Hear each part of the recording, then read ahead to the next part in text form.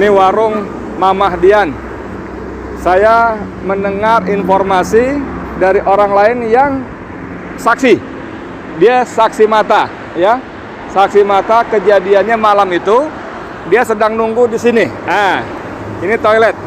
Kamera toilet, ya. Toilet di sini. Dia di sini. Jadi menurut dia, orang tadi yang barusan ngobrol saya tadi, saya salat zuhur sebentar, ya. Sekarang jam 14 kurang 13.55. Tadi salat di musola situ. Lalu saya ngobrol, ada yang menjelaskan dia saksi mata. Nah, saksi mata, jadi ada mobil satu dipepet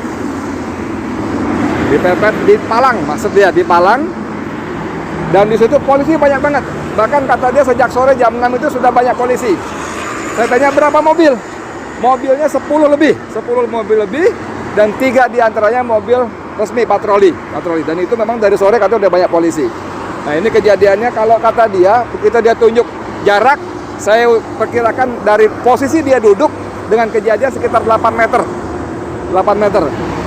Jadi kalau polisi mengatakan ada baku tembak menembak, sekali lagi si saksi mata tadi yang tidak ingin ditampilkan nama apalagi wajahnya mengatakan cuma 2 kali, tidak ada tembak-tembakan.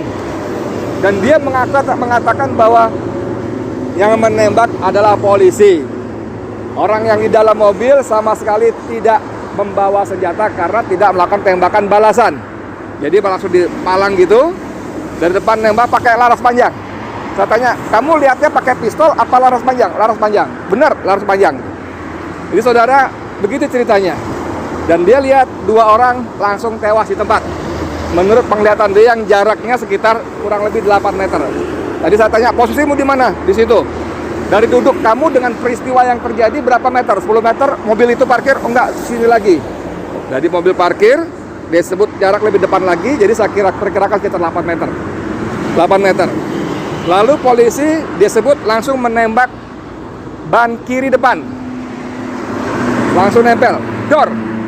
Ban kiri depan, tujuannya supaya mobil tidak kabur.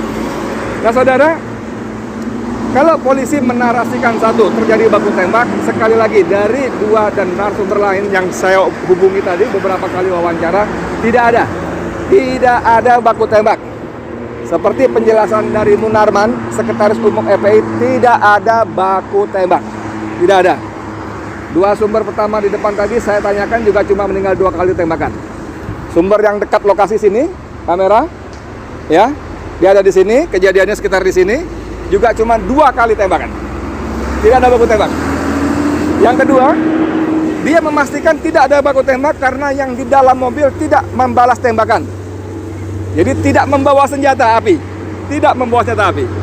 Tentang samurai segala macam, dia tidak berani memastikan bagaimana sesungguhnya ada atau tidak, karena dia juga tidak boleh mendekat. Tapi dia menambahkan seperti keterangan sebelumnya bahwa orang-orang sekitar sini yang datang mendekat memang diusir. Tidak boleh menjauh. Ada teroris katanya. Bagaimana kondisi berikutnya? 2 orang ditembak. Lalu kira-kira saya ada datang ambulan. Saya tanya berapa jarak ketika terjadi tembak-menembak dengan ambulan, berapa menit? Setengah jam? Dia bilang ya kira-kira setengah jam. Mungkin ada yang telepon lalu ambulan datang. 2 mayat dibawa keluar, digotong, dibawa pergi ambulan. 4 orang lagi masih hidup, 1 terpinjang-pinjang kakinya. Tapi dia juga nggak memastikan apakah kena tembak atau tidak, tapi dikatakan terpinjang-pinjang. Itu dipindahkan dengan mobil lain, dibawa pergi entah kemana. Saudara sekalian, saya Edi Mulyadi dari lokasi kilometer 50 tol Jakarta Cikampek ingin memastikan bagaimana situasi sebenarnya.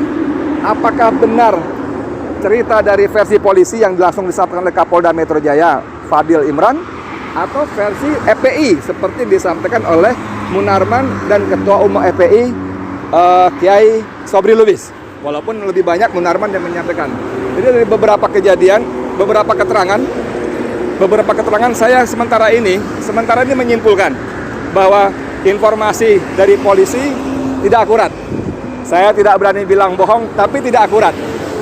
Karena saya bicara dengan beberapa saksi mengatakan memang tidak ada baku tembak, tidak ada tembak menembak.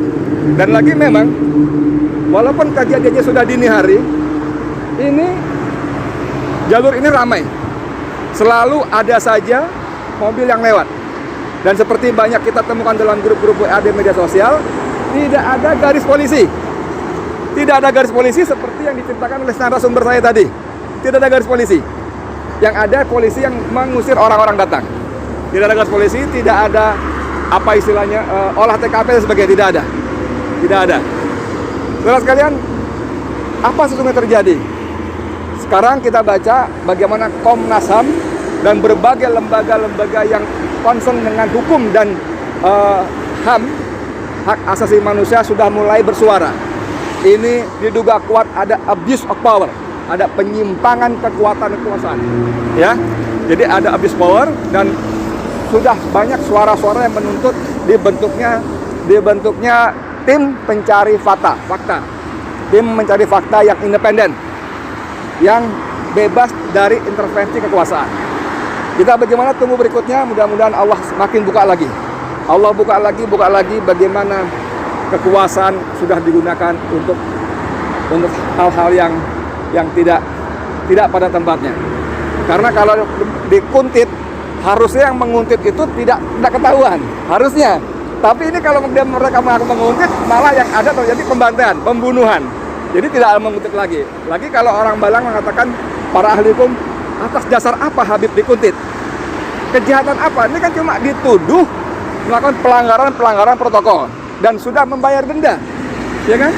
Jadi tidak ada pasal-pasal, tidak ada alasan logik yang membenarkan penguntitan terhadap Habib. Tidak boleh, tidak ada. Dan diperlakukan seperti itu. Kalau dikatakan bahwa karena diduga akan mengerahkan massa pada pemeriksaan tanggal Senin, tanggal 7. Ya, orang Habib sedang keluar Jakarta. Ini posisi kilometer 50 dari Jakarta menuju Cikampek. Ya, dari Jakarta menuju, itu artinya keluar Jakarta. Dan seperti penjelasan dari EPI, bahkan boleh ketahui itu pengajian keluarga inti di Kerawang. Ya, kita tunggu, semoga Allah bukakan lagi pintu-pintu kebohongan yang dibangun dari satu kebohongan yang lain. Sekian dari saya, Edi Mulyadi, untuk Forum News Network. Assalamualaikum warahmatullahi wabarakatuh.